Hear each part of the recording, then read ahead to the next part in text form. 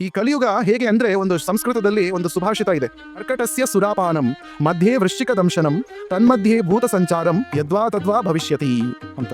ಕೇಳಿದ್ರೆ ಯಾರಾದ್ರೂ ಇದನ್ನ? ಮರ್ಕಟಸ್ಯ ಸುರಾಪಾನಂ, ಮರ್ಕಟ ಅಂದ್ರೆ ಏನು? ಕೋತಿ. ಮೊದಲೇ ಅದು ಕೋತಿ, ಹೇಳಿ ಕೇಳಿ ಕೋತಿ. ಆ ಕೋತಿ ಹೇಗಿರುತ್ತೆ? ಒಂದು ಸ್ಥಳದಲ್ಲಿ ಕೂತಿರುತ್ತೆ ಸುಮ್ಮನೆ? ಇಲ್ಲ, ಅದು ಅಲ್ಲಿಂದ ಇಲ್ಲಿಗೆ ಇಲ್ಲಿಂದ ಅಲ್ಲಿಗೆ ಹಾರಾಡ್ತಾ ಇರುತ್ತೆ ಕೋತಿ. ಅದಕ್ಕೆ ಯಾರು ಹೋಗಿ ಹೆಂಡ ಕುಡಿಸಿದ್ರಂತೆ. ಅಂಥ ಕೋತಿಗೆ ಸುರಾಪಾನ ಮಾಡಿಸಿದ್ರು.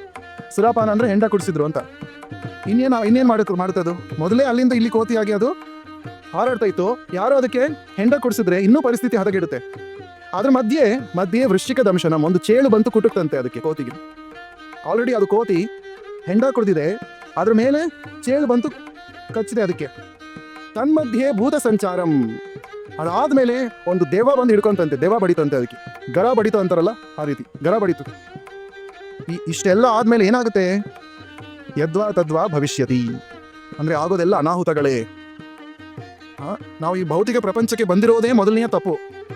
ಅದಾದ್ಮೇಲೆ ಕಲಿಯ ಪ್ರಭಾವದಿಂದ ಭಗವಂತನನ್ನು ಮರೆತಿದ್ದೇವೆ, ಇನ್ನೂ ಹೆಚ್ಚಾಗಿ ಮರಿತಾ ಇದ್ದೇವೆ. ಭಗವಂತರ ಭಕ್ತರ ಸಂಘವನ್ನ ಸೇರಬೇಕು ಅನ್ನುವ ಆಸೆ ಇಲ್ಲ, ಭಗವಂತನ ನಾಮಸ್ಮರಣೆ ಮಾಡಬೇಕು ಅನ್ನುವ ಇಚ್ಛೆ ಇಲ್ಲ. ನಮ್ಗೆ ಬೇಕಾದ ರೀತಿ ನಾವು ಬಾಳನ್ನ ನಡೆಸ್ಕೊಂಡಿದ್ರೆ ಇದೇ ಯದ್ವಾ ತದ್ವಾ, ಇದೇ ಅನಾಹುತ ನಡೀತಾ ಇರುವುದು.